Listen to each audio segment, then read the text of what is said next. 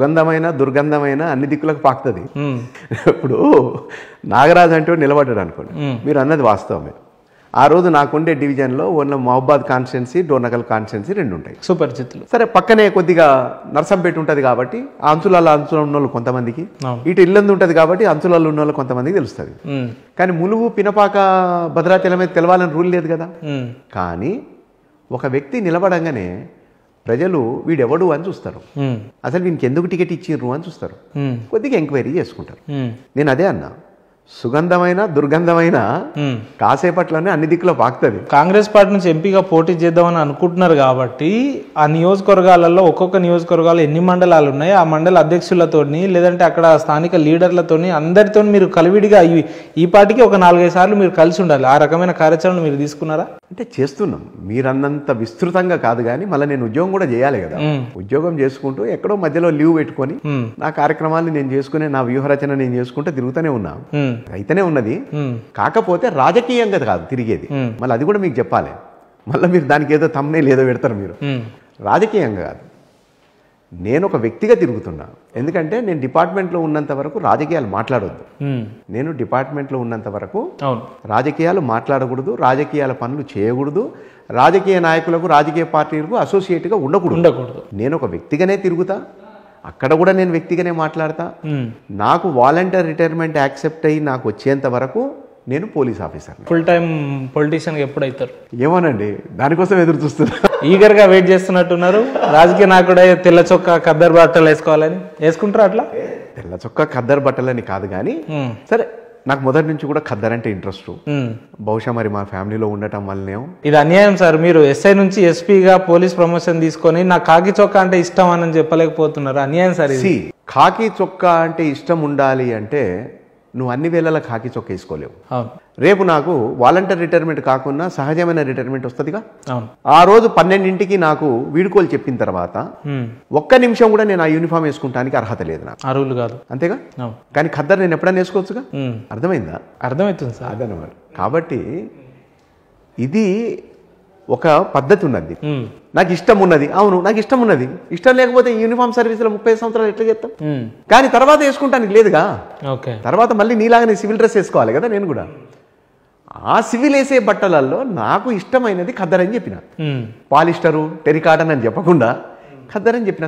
మీరు చెప్పేది ఎట్లుందనంటే, నన్ను చిన్నప్పటి నుంచి సాధిన తల్లి నాకు పెట్టిన బువ్వ ఇష్టం లేదు కానీ రెస్టారెంట్ లో బిర్యానీ ఇష్టం అంటున్నారు, అంతేనా? అదే తప్పు.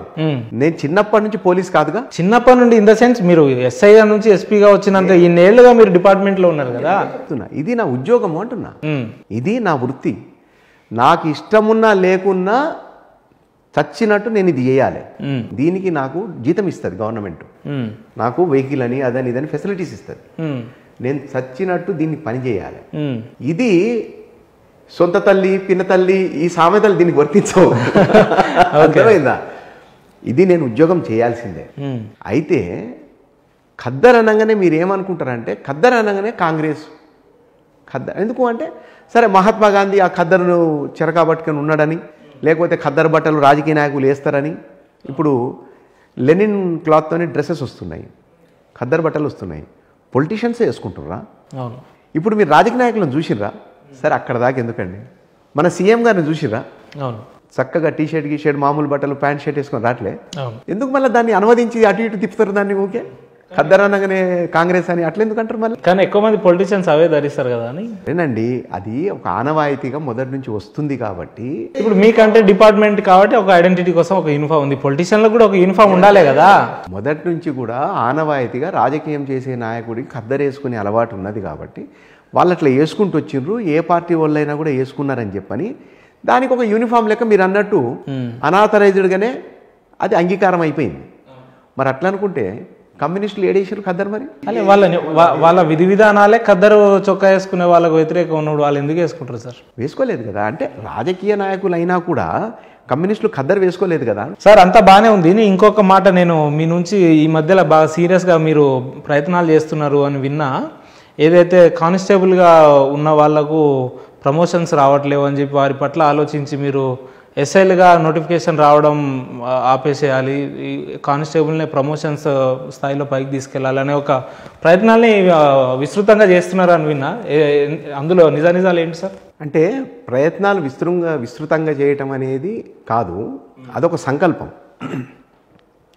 అంటే నాకు ఒక 15-20 సంవత్సరాల నుంచి నాకుండే అభిప్రాయం ఏంటంటే కానిస్టేబుల్స్ 20-25-30 సంవత్సరాలు చేస్తే కానీ ఒక్క ప్రమోషన్ రావట్లేదు.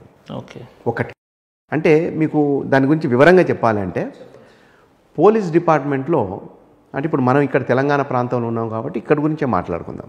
పోలీస్ డిపార్ట్మెంట్లో ఇక్కడ 4 రకాల రిక్రూట్మెంట్లు ఉంటాయి.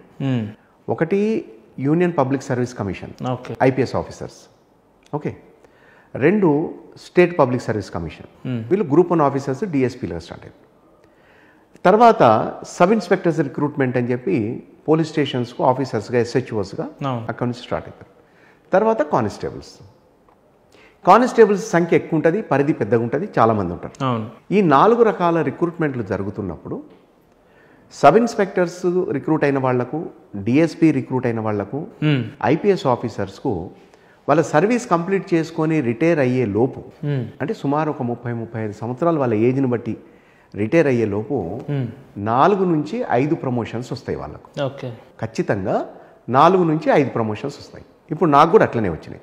నేను ఎస్ఐగా రిక్రూట్ అయినా, CI, DSP, additional SP and SP non cadre, అంటే 4 ప్రమోషన్స్ నేను తీసుకున్నా. సరే, మా బ్యాచ్మేట్స్ కొంతమందికి ఐపీఎస్ కూడా కన్ఫర్మ్ అయింది, వాళ్ళు ఐపీఎస్ ఆఫీసర్ అంటే 5వ promotion, SP non cadre conferred. Okay.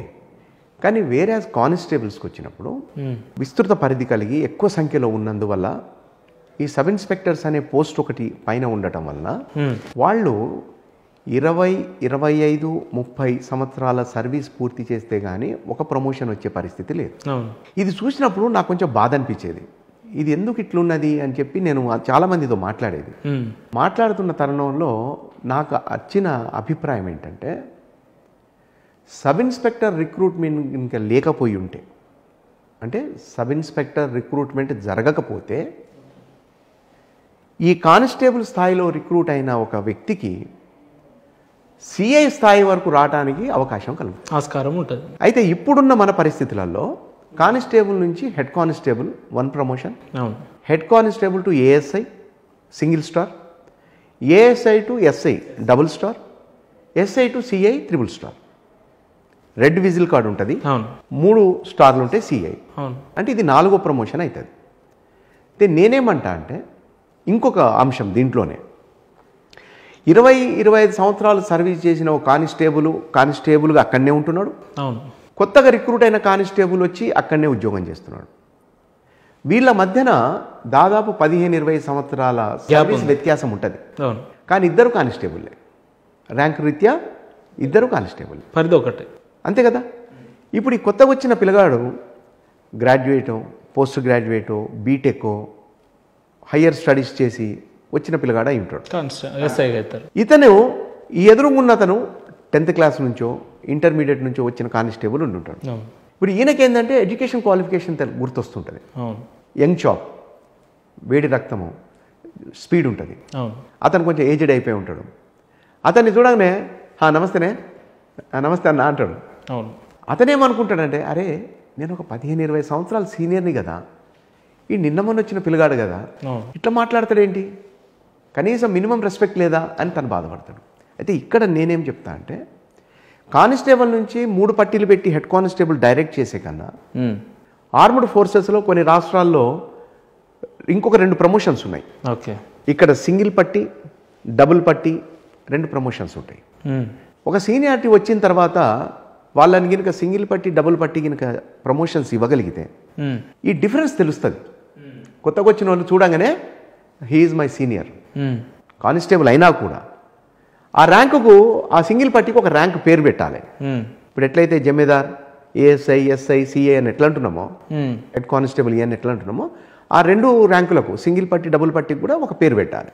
పెట్టినప్పుడు కొత్తగా వచ్చిన పిల్లగాడికి చూడగానే, అరే ఈయన ఫలానా, నేను ఆయనకు రెస్పెక్ట్ ఇవ్వాలి, ఆయన వచ్చినప్పుడు నేను లేచి నిలబడాలి, నేను సెల్యూట్ చేయాలి, చైర్ ఆఫర్ చేయాలి, ఇవన్నీ వాళ్ళకి అర్థమైతాయి. ఈక్వల్ ఒకటే అనే ఫీలింగ్ నుంచి దాంట్లోకి వస్తారు.